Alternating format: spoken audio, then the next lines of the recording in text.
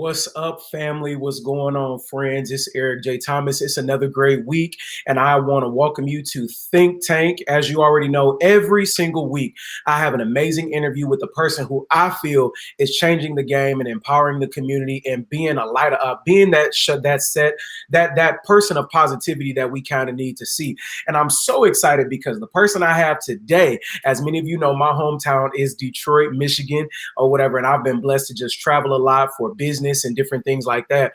But I'm so excited. I'm so blessed because my guest today is from Detroit for sure. He went from Detroit to Hollywood, and he has experienced major success.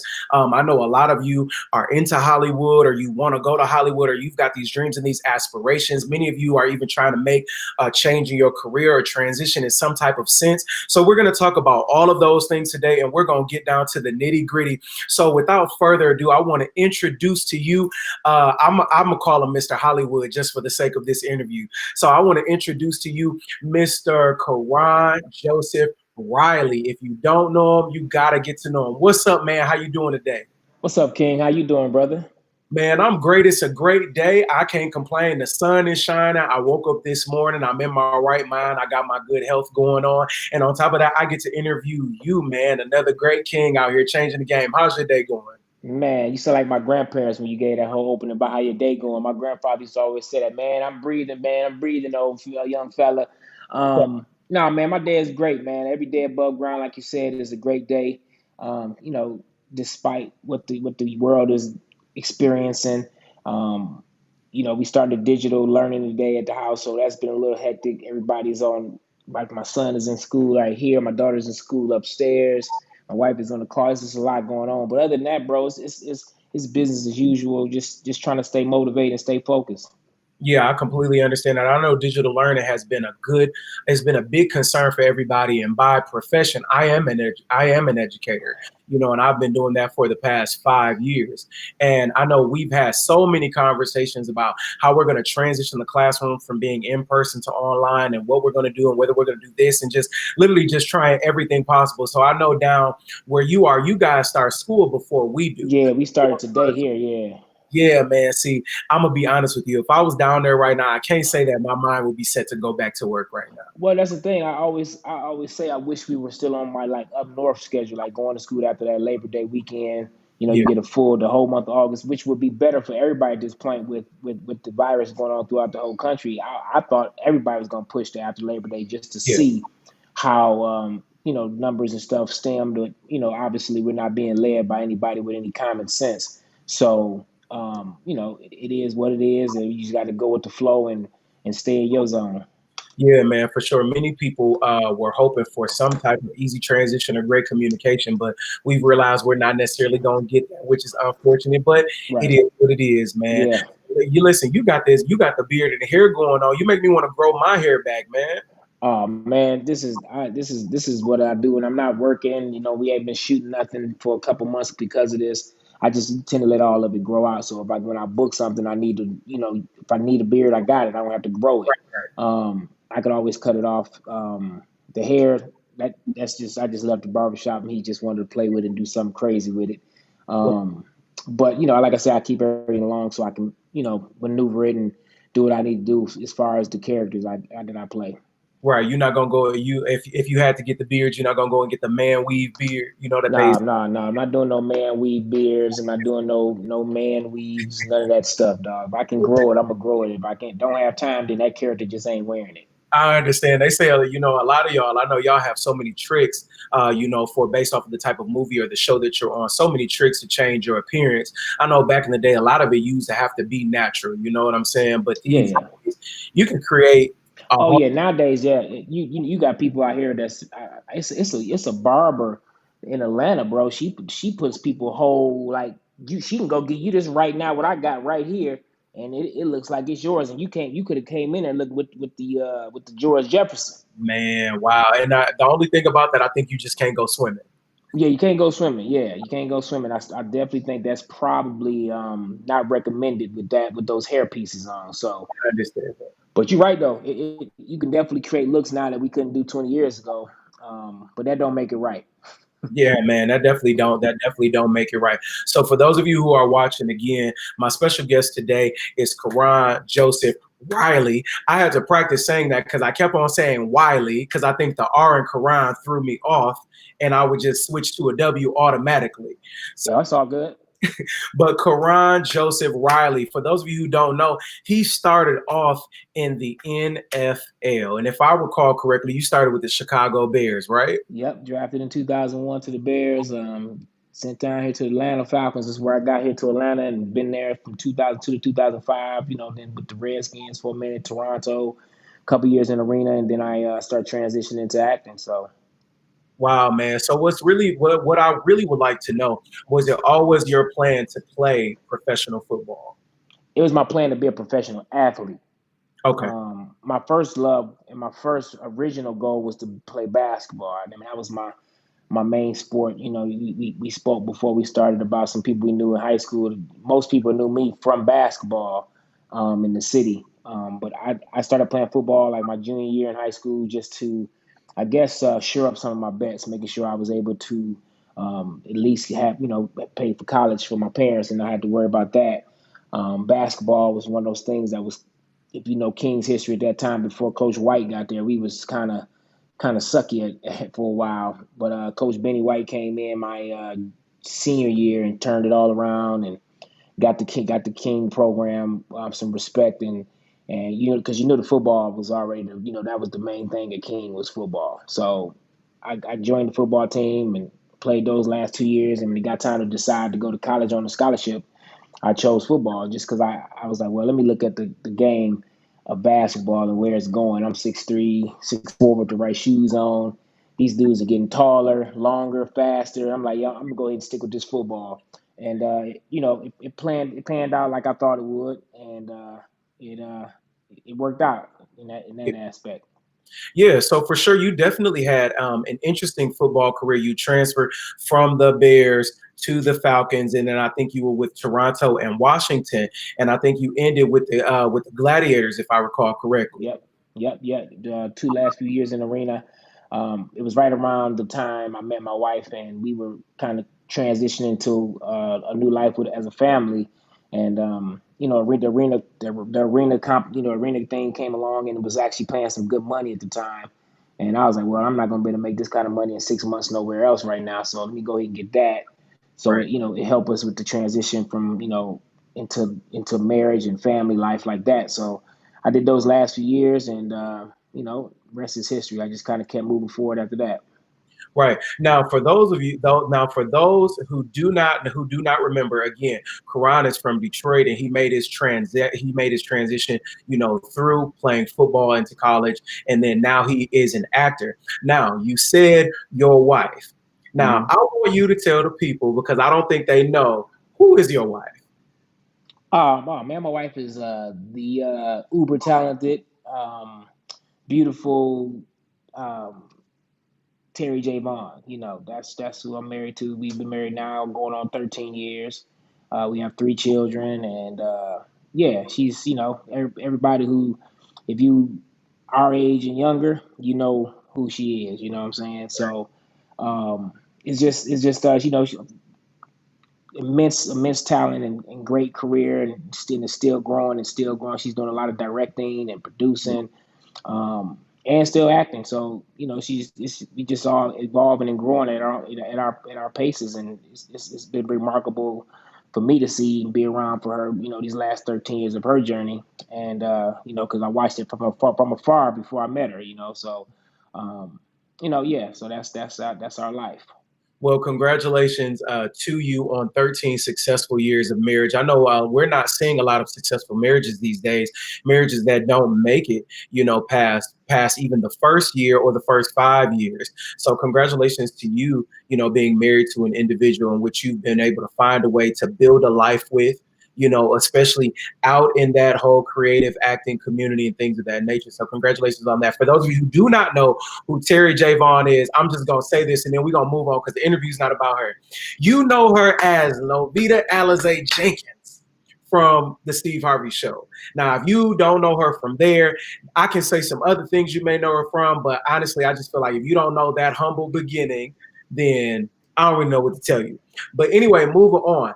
How did you make your transition from the NFL to acting? Did you ever even have an aspiration to be an actor?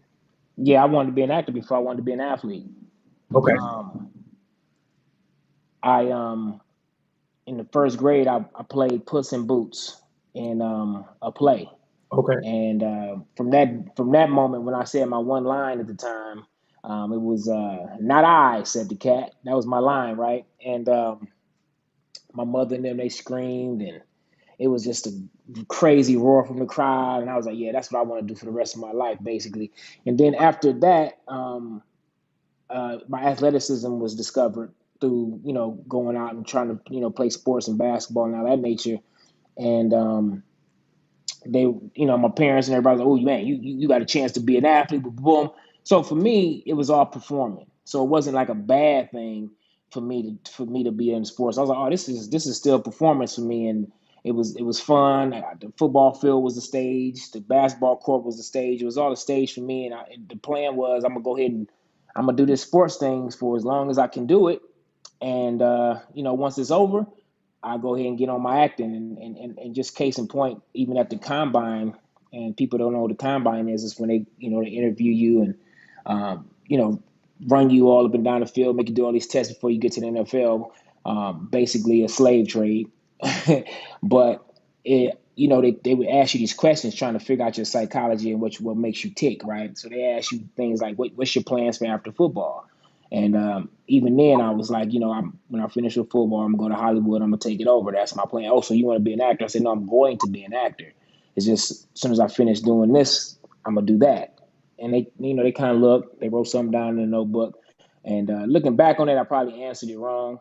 If I would have answered it probably different, I might have had a longer career in the NFL. But thank God I didn't, because I still have all my faculties. My mind is sharp.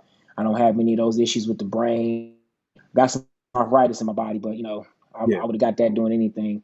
But other than that, man, I had a blessed journey, and and for a while I wasn't as proud of my NFL career as I should have been. But as I've grown and gotten older, and looking back in retrospect, man, it's like, hey, man, I'm a two-time one percenter now, so I can't discount my accomplishments, and I can't discount my wins, because the universe might think I'm ungrateful and not give me no more.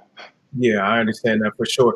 I mean, I think that you have accomplished more. What I always try to remind people is that you have to realize that your journey is your journey, and I think you have accomplished more than most people. We already know that when people try to be professional athletes, you have all of these thousands of people that are competing for, literally a certain amount of spots. You know what I'm saying? But you were one of the people that literally were able to make it through the threshold.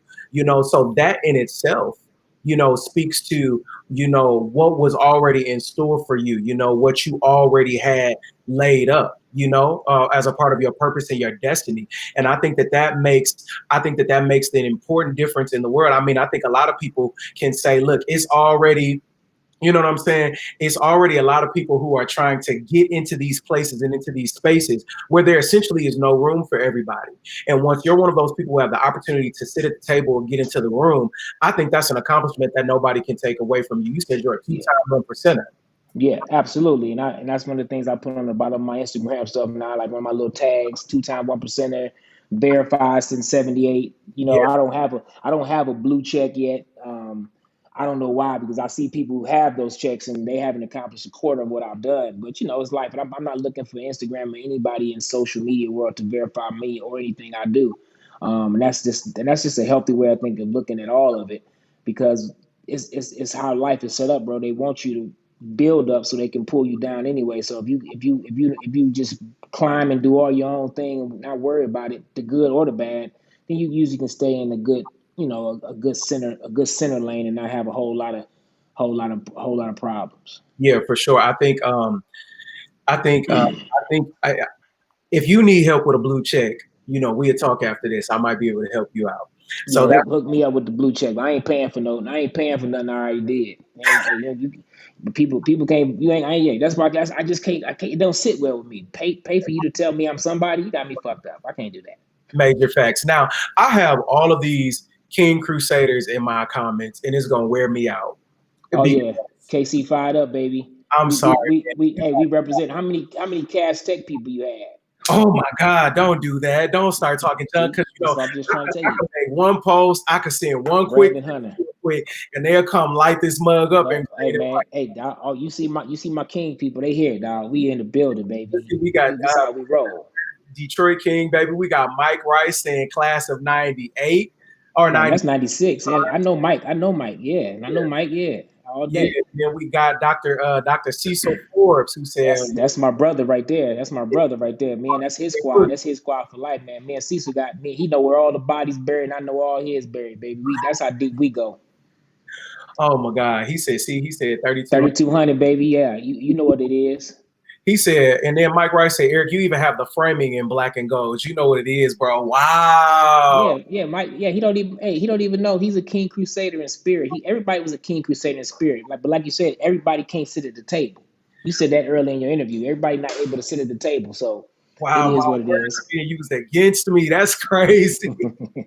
My parents went to King, both of my mom and my dad. Oh, But so you just an outlier. You they just were you just trapping something they were different. intentional. They told me, they said, you're not going to King, you're not going to Renaissance. They said you are going to Cass. And I said, why I gotta go to Cass though? And they was like, cause you going to Cass. I said, dang. But I had the best 4 years ever at Cass Tech, rocking that green and white. And I'll rock it even if I gotta rock it all by myself on my interview, on my live. So that's cool. Well, I'm just saying you're on live. You're on live, going out to the world right now. You don't have any green on. You got the white, but that's a more neutral thing anyway. But you do have that KC gold though. That KC gold looks good on you. Thank you. Well, I'm gonna take that as a compliment. I'm gonna take that as a compliment. It's all good. You have been on Bounce TV. You've been on the Oprah Winfrey Network. You know what I'm saying? And then that, TV One, BT, yeah. Tell us, Amazon.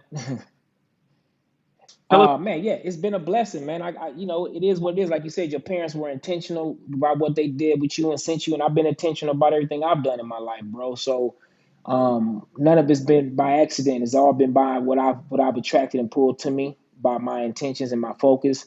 So, yeah, man, I've had a blessed career. I've been able to work with all those networks. I've been developing relationships with those networks, and um, you know, as an actor, that's a blessing. You see actors, as you pay attention, if you just pay attention to all the major networks, they got their favorite group of actors in every network. Fox got their favorite group of actors, and Shamar Moore, he gonna work on Fox for his whole career. No matter he one show get off, they gonna bring Shamar Moore on another show on Fox. And Morris Chestnut, they love Morris Chestnut at Fox. So I'm just working my way around to one of these studios. One of these people fall in love with me, and we gonna build a whole lot of stuff together. Yeah, for sure, man. Well, I'm definitely praying the blessing or whatever they can. I'm definitely praying the blessing, man. So you can continue to go to that next level, continue to ascend. You know what I'm saying? Go up, man, because Oh I yeah. know that there are some more great things in store for you. You've been in Tyler Perry's Meet the Browns. You know, That was my first speaking gig, bro. wow, Yeah, that was my first line in the world of acting, man. And I sucked at it so bad. My wife, it was in a scene with my wife, which you already know that was crazy because she's so good. I was like, oh my God. Kim Field was my director, and it was probably the most nerve wracking experiences I had, but I got through it, and I'm thankful for Kim, for being a gracious director. Like I did my little line, and I knew it was terrible because I could see it in my wife's face. And Kim was like, "That was brilliant." And I was like, "Yeah, that bad, Kim. You just saved my life. Because if she'd have said anything other than that, I probably would have quit and became a damn Secret Service agent or some shit." wow, that's that's hilarious, man. Well, like I said, I think you're right where you need to be. So in 2019, last year, you were in the film Little. Yeah, yeah, yeah. Issa Rae and what's my little girl's name? God, this one, It's Marseille. Yeah, Marseille. Man, I got the first name, not the last name, but she's on Blackish. She's the little cute brown girl on the twin. She plays the twin, and yeah, she's brilliant. She came up with that whole concept, bro. And Will Packer produced it. yeah, I auditioned, and I got the role, and I was thankful. It was a great start of a really great run that I've been on. yeah. I booked Little, then I came back and I got Ambitions right after that, and did Ambitions, and then finished that, and then I got the Saints and Sinners, and everything was just kind of rolling really good, and I was, very, very fortunate and very thankful for that momentum. And then we, started 2020. I was on fire, still going, and then COVID. COVID happened. God damn, pandemic. So my question to you, because I'm sure that there are a lot of people who are watching who have some of the same aspirations that you have. We talk about the good things that have happened to you. You got your first role with on a Tyler Perry, on a Tyler Perry project, which is what a lot of Black actors are aspiring towards. You know what I'm saying? Because Tyler Perry right now is basically like the king of directing. He's the person that everybody desires to work with. Was there ever a time while you were on your acting journey I'm talking about before Points and Centers, before Ambitions, things like that, and before you really started getting name recognition in the acting world, was there ever a time where you said, you know what, this might not be for me? I might need to do something else. No, Was there ever I might have had a. courage? Yeah, that's a good question. Yeah, no, that's a good question. It's a fair question, an honest question. I'm gonna give you an honest and fair answer. Everybody has those moments where they don't feel as great or as strong as they should be, and I'll be completely transparent, bro. Like, it was probably up maybe right at 2 years ago, right before I got on a run where I booked Little and Love Is and all that started kind of rolling in. And I had been doing those Christmas movies every year for a while. I had already been kind of building a really strong career. I did like 3 shows for Tyler. I did Meet the Browns, Love Thy Neighbor, and For Better or For Worse. So my career was doing good, and then it just got to the point where I was still working in a restaurant, managing restaurants, being the general manager of a restaurant. And I had a moment with one of my close friends, Derek Arnold, in the office, and I was like, man, it just ain't happening fast as I needed to. I need to just really, maybe I need to just completely switch gears. And this is why I always tell people this: it's very important who you keep around you at all times. Because in that moment, my friend had the power to change my destiny Mm, because I was open and susceptible to that because I was weak. I was tired. I was a little weary. You know what I'm saying? wow, You can convince somebody who doesn't drink alcohol to drink it if they ain't had no water in 30 days. They just want something wet on their mouth. You know what I'm saying? So I was at that point where it was like, and he actually spoke life back into me. He brought me back from the brink. And my book is coming out in the fourth quarter. And that's just one of my main themes is the circle you keep is going to determine the height of your success at all times. You know what I'm saying? So be very protective of that energy and who you call friend, brother, associate, all that, because it literally can mean life or death in this world. for We sure, both know growing up in Detroit, you get in the wrong car or you get in the wrong clique. You sometimes you don't. It ain't no action and cut in real life. So I've been living my life like that since I grew up in Detroit, and I'm very thankful for the city for keeping me on my toes like that in life. So my boy Derek straight told me, he said, "Man, you doing exactly what you're supposed to be doing, dog. I done watched your work. I done seen you on TV. I done seen you in your movies, bro. You got it, man. You got the gift. You can't turn back from that. From now, I know it seemed rough sometime, man, but you that close, man." And him saying those words to me, it recharged me, and I was able to keep pedaling and keep going again. That's like one of my mantras is to keep pedaling. You know what I'm saying? And at that time, I'll be honest, bro, I was ready to get off the damn bike and walk that thing home. You know what I'm saying? But at the end of the day, I'm thankful for his energy, his words, and that was probably the only time I felt that way. And I tell people this that's trying to get to a goal. Usually, right when you get very close to accomplishing that goal, the universe sends some more obstacles or some more things in your life that test your faith and your fortitude if that's really what you're trying to do. So right at that moment, the universe was trying to see where I was at. Like, all right, let's see what he gonna do. Like, cause soon as I switched my gears and got back on my BS, you know what I'm saying, and got back right, the universe poured onto me and gave me confirmation that I was on the right path. That the words from my friend were true. You know what I'm saying? The universe was speaking through him. So all of that's us how you got to do. all of us need a Derek in our lives. I'll say that. You know, Yeah. a couple people in the comments. You said something earlier. You said friends have the power to change our destiny. One thing that one of my mentors taught me is that one thing you have to remember is that whoever controls your ear controls your destiny, because it's all about what you're listening to and what you're being fed in that moment. Hmm. And so I'm grateful that you had a person like Derek who was able to tell you, look, you got it. You're good at this. You just got to keep going. It's going to work out. You're almost there. Everybody needs, that, Everybody. and you have to place people in the right categories in your life, like Deja said. That's what you said earlier, because a lot of us, we don't properly categorize the people we're connected to. You get what I'm saying? And Mm-hmm. trying to go forward, when you're trying to really go after something you feel like you're called to do, you're supposed to be doing, you know what I'm saying? It's important who you have in that moment, because on those moments where you want to give up, where you might Mm-hmm. throw in the towel, you know what I'm saying? If you got somebody in there saying, nah, I don't think you should do it. Yeah, you right, dog. You might as well tap out, man. I don't even know what you was thinking about even trying to Right, do yeah. that shit. But That was whack anyway. so had you had those people, you might not have made it to work Right. alongside people like Robin Givens, or to work with people like Tyler Perry. You may not have made it to, you know what I'm saying, to meet the people and to be on the platforms that you've been on. So for those of you who are watching, y'all better go find yourselves a Derek or somebody else and make sure you Man, count. yeah, Derek, anybody, just monitor your space. You know what I'm saying? Monitor your energy at all times, because that's really what controls your life and your destiny, man. Like I tell people all the time, looking outside yourself for what you want for yourself is the wrong thing. You gotta look inside yourself. Yeah, Looking outside yourself, that ain't gonna do nothing but just keep you stuck and staring, looking for something. But if you absolutely. go inside and you really be honest about yourself and who you are, and you seek out what your purpose is, what really makes you happy, what really gets you up in the morning, where you can go to work for 20 hours and you don't think nothing about it being work. That's your purpose. Man, That's what the universe gave you the ability to do, blessings wise. Like, so you won't have to need for nothing. You'll be able to work and to take care of yourself through your love, through your passion, through your purpose. A lot of us, so many of us, go every day to a job or something we just don't want to do it, because we're afraid.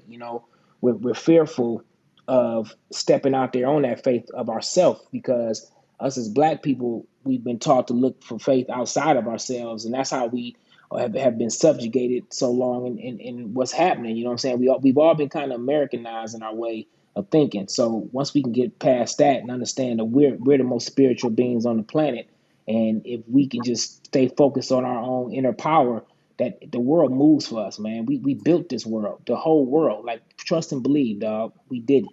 absolutely, man. Well, before we wrap up, I want you to let everybody know, what's next for Karon Joseph Riley. What are you working on next? What are you doing next? What can we look forward to seeing from you? Well, I'm gonna make an announcement to everybody that the Saints and Sinners, we're coming back. Season 5 is up. They are actually shooting right now as we speak. You guys who followed it last season or last 4 seasons, thank you, thank you, thank you. And you watched last year, that was very special, because that was my season I was on. And if you know anything, I ended up, my character dying last year. But the next part of the news is they're going to do a Saints and Sinners full movie, 2-hour movie, and it's going to be really big. My character is alive and well in that world. And so that's the announcement to all my Saints and Sinners fans who've been hitting me up in my DMs, asking me when the show coming back. Is the show coming back? People asking me on news outlets when I'm doing interviews. I couldn't say anything at the time. I actually didn't know at the time when they was asking me, but now I'm giving you the exclusive, my brother, my homie from Detroit, and letting you know. So you the first to know. Saints and Sinners season 5. Of course, the people have been already posting it, but my fans and people who mess with me, my KCs and all my cash techs and all my Renaissance, we all, at the end of the day, when we leave them buildings, we all from Detroit. So at the end of the day, we all family. Um, so that's it, man. That's the good news on that. Then I got my book coming in the fourth quarter, which is the title of that book is called Man Laws, Okay. and it's called Man Laws: My 2 cents to a Young Black Man. And it's basically just my set of rules and laws that I've carried in different parts of my life at different stages, and how each stage builds onto the next stage, all the way up until my where I'm at now at 40 years old. Um, and then I'll do another book in like 20, 30 years after I've proven some more things wrong or right. And that'll be me leaving my breadcrumbs to, a young brother who doesn't have a coach, Harvell, or a coach Benny White, or a coach Reynolds, or, a friend like Cecil Forbes, a friend like Curtis Blackwell, Antonio Enox, all my people I grew up with who helped shape and form who I am.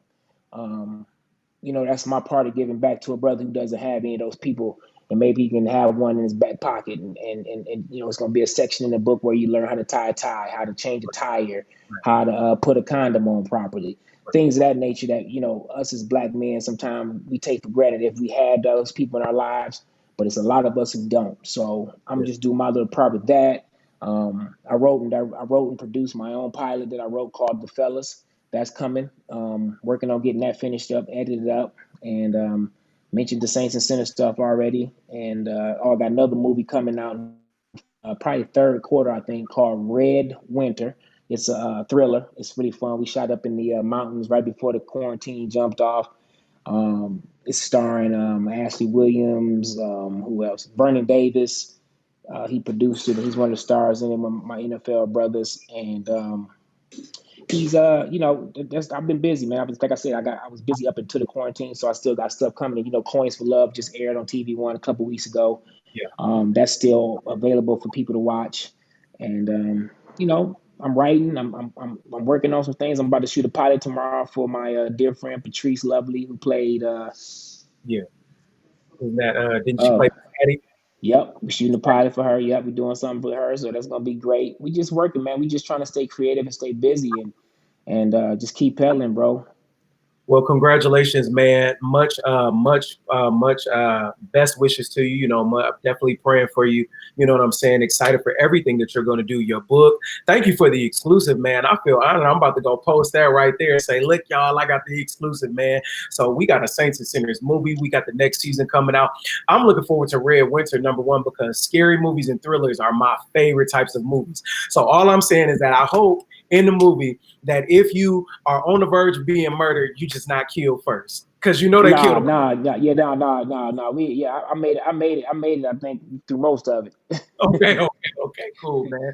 Well, congratulations to you, man. Every one of you, thank you for watching. Make sure you definitely follow Karon on all social media. So again, that's Karon Joseph Riley. Karon Joseph Riley on Instagram, on Facebook. I've tagged them on the flyer. I've tagged them in the video. So you could go ahead and watch that and make sure you share this. Let somebody who might want to be an aspiring actor or anybody who's trying to make a career transition, or hey, even anybody who desires to go and be a professional athlete, make sure you go, you know, share this interview with them, man. And Karon, before we get on out of here, you got anything else that you want to share? You want the people to follow you on or connect with you on? Man, all I'm gonna say is peace and love, man, to everybody watching. Stay diligent, stay focused, dream big, dream bigger. Keep pedaling towards those dreams. And if you black and you watching this, stay dangerous. Stop being safe because they out here trying to kill us, people. That's it. Yeah, yeah, yeah. Shout out to all of your King Crusaders for this support. Yeah, all my King Crusaders on the building. Cecil, Mike Rice. Yeah. Who else I see pop up over there? All my brothers, man. Brandon Yeah, man. Hunter, Jordan Bradley, Jordan Applewhite on here, and every one of the rest of y'all who rock that black and gold. I ain't mad, I ain't hating. We all family, like you said. When we leave those buildings, we're all from Detroit. You know what I'm saying? But anybody who's outside of Detroit, they don't know that's just a thing we have here. You know, the rivalry between those three particular high schools. You know what I'm saying? But really, just the two, because as far as I'm concerned, you know, everybody else is just kind of secondary. But I'm gonna stop right there. So thank y'all so much for tuning in. Again, Karon, thank you so much for your time today. All the rest of y'all, next week, 1 p.m., we're there. But again, tune in this Sunday on Instagram Live. We're talking about relationships, and I got another special guest for you guys. So that's on Instagram. But as the meantime, you know, subscribe on YouTube, follow on Facebook, and I'll catch you guys next week, 1 p.m. Eastern Standard Time. Y'all stay blessed.